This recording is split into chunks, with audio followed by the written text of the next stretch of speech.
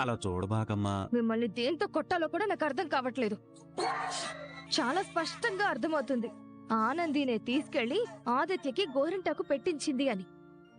ఎక్కడున్నావు నాన్న నువ్వు? నీ మట్టి బుర్రలతో నా వల్ల కావట్లేదు. ఆ. దయచేసి కనీసం ఆనంది మీదైనా ఓ కన్నేసి ఉంచండి, తనేం చేస్తుందో అని. మన కళ్ళ ముందే మనకు కనబడకుండా గోరింటాకులు పెట్టుకుంటున్నారంటే ఇక మన వెనక చేసే పనులు ఇంకెన్నున్నాయో అర్థం కావట్లేదు. అసలు వాళ్ళు ఏ రకంగా ఈ పెళ్లి ఆపాలనుకుంటున్నారో, ఏ రకంగా నన్ను బయట పెట్టాలనుకుంటున్నారో తెలియడం లేదు. ముందు అది తెలుసుకోవాలి. నమస్తే మేడం. నమస్తే. రిపోర్ట్స్ తీసుకొచ్చిర్రా? తీసుకొచ్చాను మేడం. రిపోర్ట్స్ మ్యాచ్ అయ్యాయా? సారీ మేడం, మత్తు పదార్థాల మీద ఉన్న వేలుముద్రలు, మీరిచ్చిన గ్లాస్ మీద ఉన్న వేలుముద్రలు 100% మ్యాచ్ అవ్వట్లేదు. ఎందుకు మ్యాచ్ అవ్వట్లేదు? మత్తు పదార్థాలు పెట్టింది తనే కదా. కంప్లీట్ ఎవిడెన్స్ తోనే నేను మీకు తన ఫింగర్ ప్రింట్స్ పంపించిన. తనే ఆ మత్తు పదార్థాలు పెట్టింది. క్లియర్గా పక్కా సాక్ష్యాలతో నాకు తెలుసు. కానీ అది నిరూపించుకోనికి నా కాడ సరైన ఆధారం లేదు. ఈ ఒక్క ఆధారం ఉంటేనే తనని పట్టుకోవచ్చు. మీరొక పని చేయండి, మళ్ళా టెస్ట్ చేయండి. లేదు మేడం, ప్రాబ్లం ఏంటంటే మీరిచ్చిన గ్లాస్ మీద జ్యూస్ పడింది. ఓన్లీ పౌడర్స్ మీద ఫింగర్ ప్రింట్స్ పడుంటే ప్రాబ్లం లేదు. జ్యూస్ కూడా దానికి టచ్ అవడం వల్ల ఫింగర్ ప్రింట్స్ స్కాన్ చేసుకోవడానికి చాలా ఇబ్బంది అయింది. అందుకే మ్యాచ్ అవ్వలేదు. మీరు మళ్ళీ పౌడర్ మీద ఫింగర్ ప్రింట్స్ పడేలా ప్లాన్ చేయగలిగితే గనుక ఫింగర్ ప్రింట్స్ మ్యాచ్ అవుతాయో లేదో మనం క్లియర్గా తెలుసుకోవచ్చు.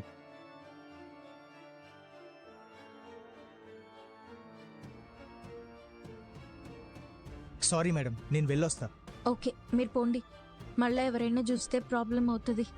మళ్ళీ ఫింగర్ ప్రింట్స్ తీసుకోగానే మీకు పంపిస్తా. Okay madam.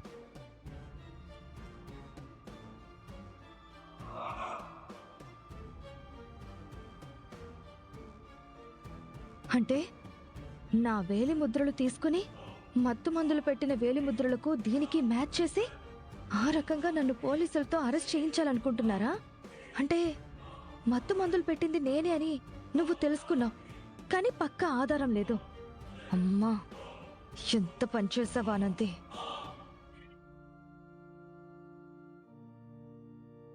ఇప్పుడేం చేద్దాం ఆనంది? ఈసారి జాగ్రత్తగా ప్లాన్ చేసి ఏ మిస్టేక్ లేకుండా ఫింగర్ ప్రింట్స్ తీసుకోవాలి. మన మీద ఎక్కువసేపు నిలబడి మాట్లాడుకుంటే మంచిది కాదు. ఎవరైనా చూస్తే బాగోదు. మీరంతా లోనికి పొండి.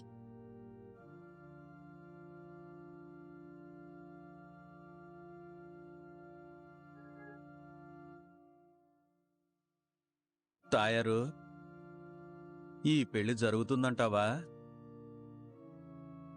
జరగదు.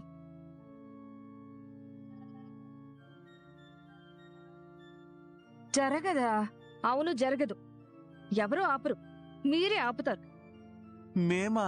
అవునన్నా, నా పెళ్లి మీరే ఆపుతారు. మేము ఆపడం ఏంటమ్మా? ఆనందిని తీసుకొచ్చారు కదా, అదే ఈ పెళ్లి ఆపుతుంది. ఆపేదైతే ఎప్పుడు ఆపాలి కదా, ఇప్పుడు ఆపడం ఏంటి?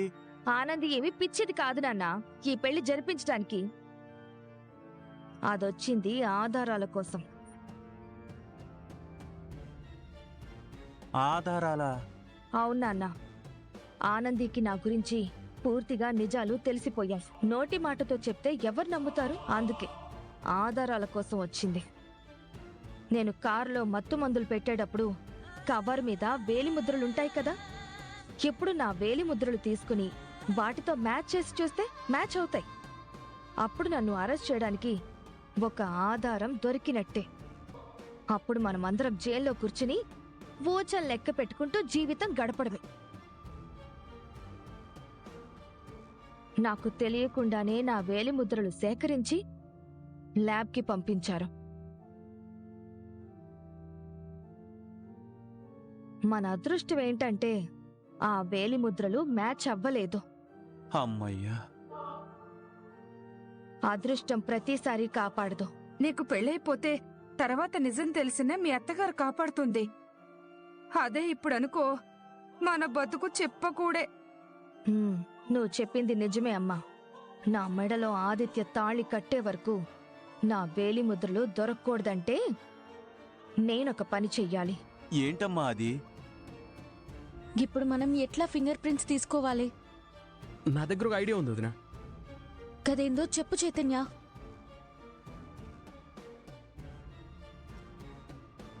ఏంటి అందరూ ఇక్కడ మీటింగ్ పెట్టారు? ఏముంది, పెళ్లిలా ఆపాలా అని ఆలోచిస్తున్నట్టున్నారు. ఏంటి జీవన ఏమంటున్నావు? అదే, పెళ్లి ఎలా జరిపించాలి అని ఆలోచిస్తున్నట్టున్నారు. పెళ్లికి ఆ ఏర్పాట్లు, అతిథి మర్యాదలు ఇవన్నీ ఉంటాయి కదా, దానికి సంబంధించి. అతిథి మర్యాదలకి ఇక్కడ ఏ లోటు ఉండదు. వచ్చిన చుట్టాలందరికీ ఇక్కడ కావాల్సినన్ని రూమ్స్ ఉన్నాయి. ఏ లోటు లేకుండా అందరికీ కావాల్సిన విధంగా మర్యాదలు కూడా చేస్తాం. Very good. ఇలాగే మర్యాదలు చేయండి. అలాగే మనకి నచ్చిన వాళ్ళకి నచ్చని వాళ్ళకి కూడా ఇలాంటి మర్యాదలే చేయండి.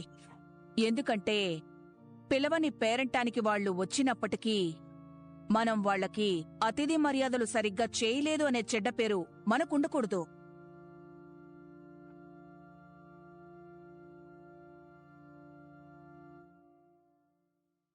వాళ్ళు మన మిత్రులైనా, మన బంధువులైనా, మన ఆత్మీయులైనా, చివరికి మన శత్రువులైనా సరే వాళ్ళకి కావలసిన మర్యాదలు అన్ని చేసి పంపండి. తప్పకుండా మామ్, ఎవరికి తగ్గ మర్యాదలు వాళ్ళకి చేస్తాం. అమ్మా! ఏంటా సౌండ్? అదే, అది ఊర్వశి గొంతులో ఉంది. పదండి చూద్దాం.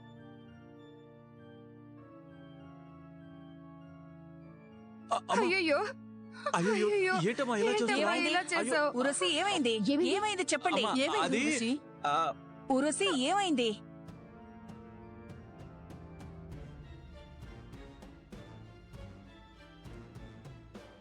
అయ్యో, బ్లడ్ వస్తుంది. ఏమైందమ్మా? ఏమైంది ఉరసి? చూసుకోవాలి కదమ్మా. అయ్యయ్యో, అయ్యయ్యో, ఎంత ఘోరం జరిగిపోయింది. అసలు ఏం జరిగిందో ముందు చెప్పండి. ఏమైంది అంటే మాట్లాడరేంటి? నేను గ్లాసులో వాటర్ తీసుకొస్తూ అనుకోకుండా జారి కింద పడ్డాను. ఆ గ్లాస్ పగిలిపోయి మొత్తం 2 చేతులకి గుచ్చుకుపోయాయి. ఏమండి, వచ్చిన గెస్టుల్లో డాక్టర్ మోహన్ గారు ఉన్నారు కదా, ఆయన అర్జెంటుగా రమ్మనండి.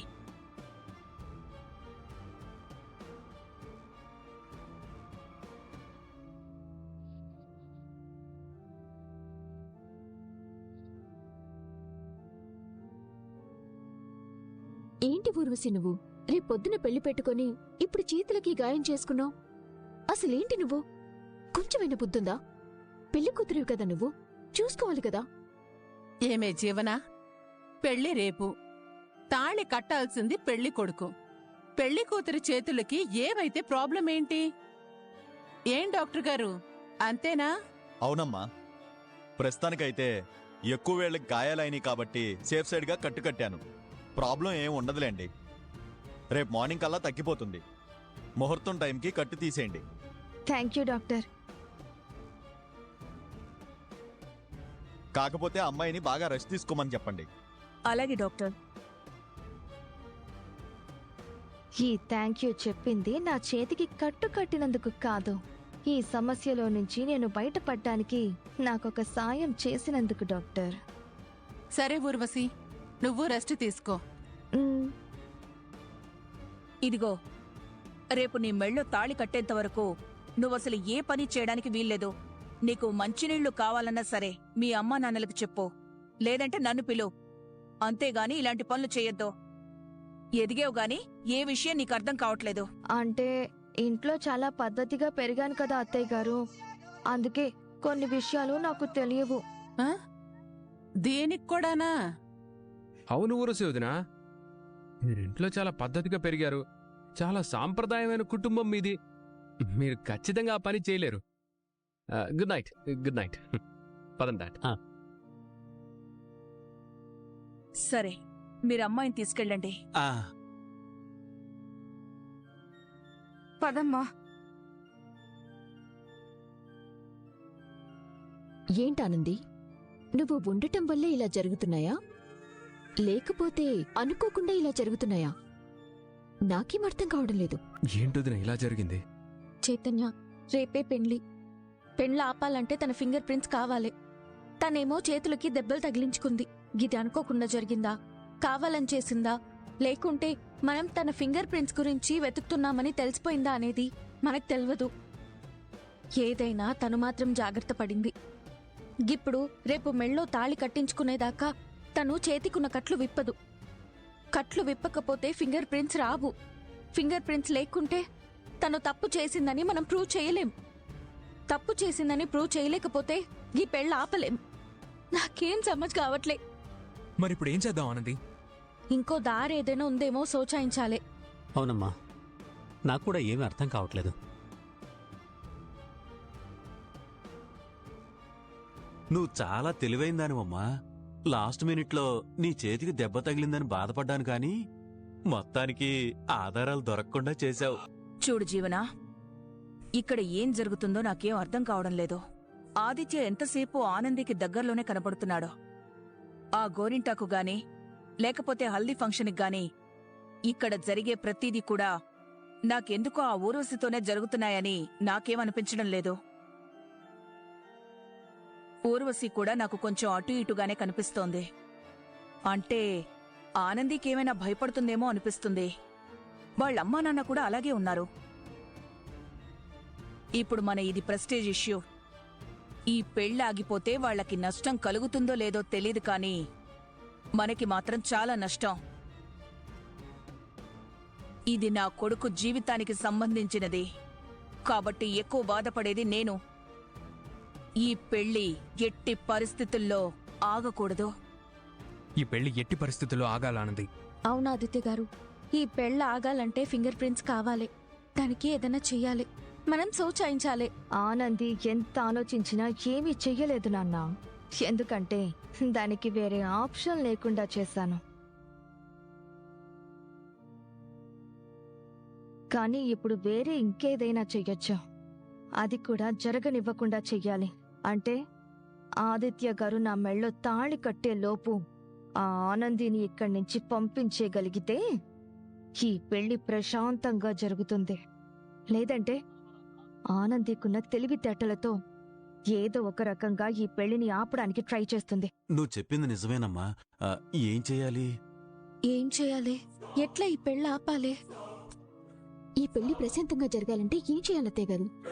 ఈ తిలకం నీ జీవితంలో కొత్త వెలుగు తీసుకురాబోతోంది. గతం అనేది నిన్నటితో చిరిగిపోయిన ఒక పేజీ లాంటిది.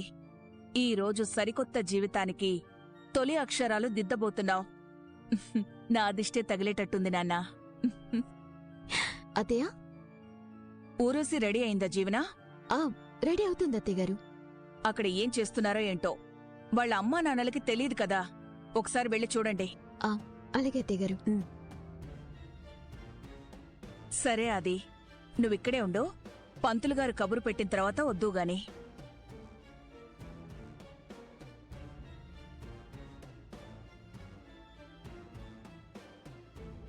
ఏం తాయారమ్మ గారు, మీ అమ్మాయికి అర్జెంటుగా దిష్టి తీయండి. మా దిష్టే తగిలేలా ఉంది. అవునమ్మా, ఆకాశంలో చందమామలా ఉంది మా అమ్మాయి. అవును మరి, అంత చందమామ కాబట్టే సునంద గారు ఏరి కోరి చేసుకుంటున్నారు.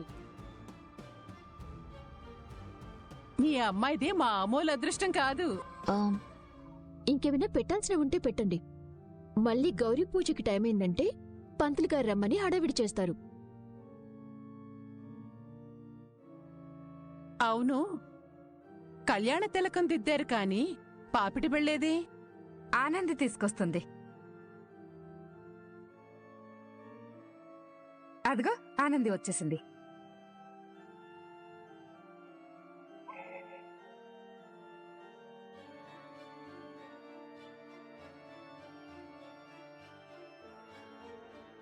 ఓ, ఆనంది తీసుకొచ్చిందా?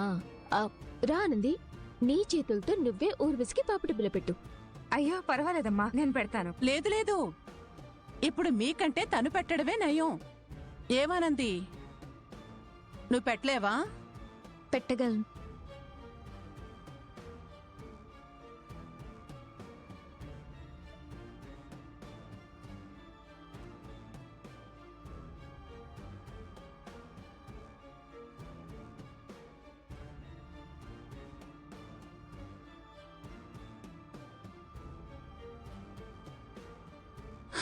పాపం, పాపిట బొట్టు పెడుతుంటేనే ఆనంది ఇంత ఫీల్ అవుతుందంటే ఊర్వశి మెళ్ళో ఆదిత్య 3 ముళ్ళు కట్టేటప్పుడు ఇంకెంత ఫీల్ అవుతుందో.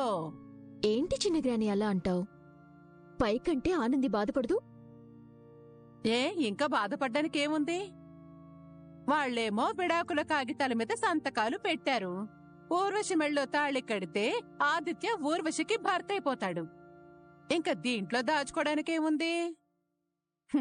కొన్ని పనులు చేయాలనుకున్నప్పుడు కొన్ని నిజాలు బయటికి మాట్లాడుకోవాలి. అమ్మా ఆనంది, ఏంటి బాబాయ్? గౌరీ పూజకి పెళ్లి కూతుర్ని తీసుకురామన్నారు. అట్లనే బాబాయ్, తీసుకురా. తీసుకొస్తా. ఊర్వశి, పోదంపా. ఆనంది, నువ్వెళ్ళు. ఊర్వశిని మేం తీసుకొస్తాం. అట్లనే. నీ మెళ్ళో 3 ముళ్ళు పడే వరకు చాలా జాగ్రత్తగా ఉండాలి. ఇంకా జాగ్రత్త పడ్డానికి ఏముందమ్మా? పెళ్లికి ఓ 50 అడుగుల దూరంలో ఉంది, అంతే కదా. పెళ్లి మంటపంలో కూర్చుందంటే మెళ్ళో తాళి కట్టడమే. సరే సరే, పదండి. ఉమ్.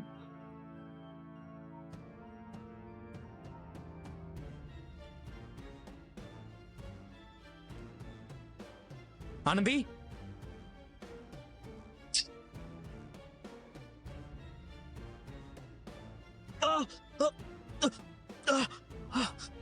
ఆదిత్య గారు, ఆదిత్య గారు, అయ్యో రండి.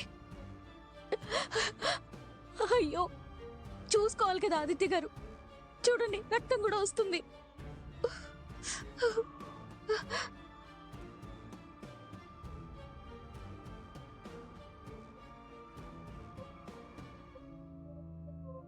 ఆనంది, నువ్వెందుకు ఏడుస్తున్నావు? ఏం కాలేదు, చిన్న దెబ్బే. నువ్వు ఊరుకో, ఏడోకు. ఏందిది ఆదిత్య గారు? చూసుకోవాలి కదా, చూడండి ఎట్లా అయిందో. ఆనంది, పర్వాలేదు, నేను బానే ఉన్నాను, నువ్వు ఏడవకు. ఏడవకుండా ఎట్లా ఉండమంటారు? ఇంత దెబ్బ తగిలితే. ఏంటి సునందా ఇది? నీ కొడుక్కి పెళ్లి చేస్తున్నావా, ఇంకేమైనా చేస్తున్నావా? మాకేం అర్థం కావట్లేదు. సరే, ఈ అమ్మాయి నీ ముందు కోడలు, తనతో విడాకులు ఇప్పించావు. ఇప్పుడు నీ కొడుక్కి వేరే పెళ్లి చేస్తున్నావు. మరి వేరే పెళ్లి చేసినప్పుడు ఈ అమ్మాయిని పిలవడం దేనికి?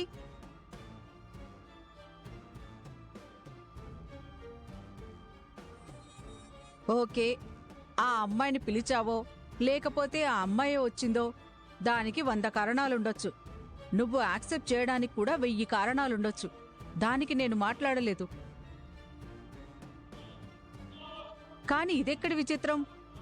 ఇప్పుడు అమ్మాయి ఏమో గౌరీ పూజ చేయాలి, కాసేపట్లో తాళిగట్టబోతున్నాడు.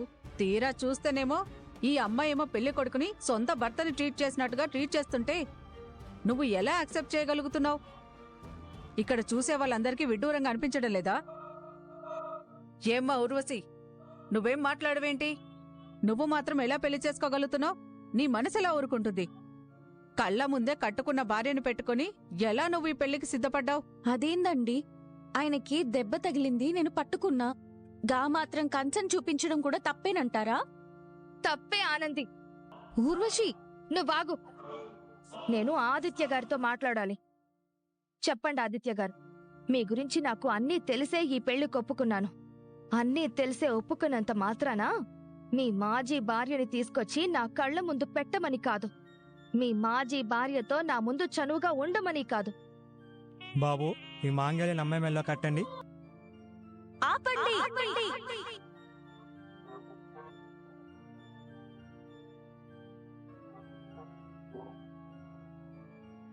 ఆనంది, ఈ పెళ్లి ఆపడానికి పోలీసులతో వచ్చావా? అవును మేడం, ఈ పెళ్లి ఆపనికి పోలీసులతోనే వచ్చినా. ఏ అధికారంతో ఈ పెళ్లి ఆపాలనుకుంటున్నావు? సూర్యాబాబు మత్తు పదార్థాల కేసులో తన కార్లో మత్తు పదార్థాలు పెట్టిన అమ్మాయి కోసం వెతుకుతున్నాం కదా. గా అమ్మాయి ఎవరో కాదు, ఈ ఊర్వశియే.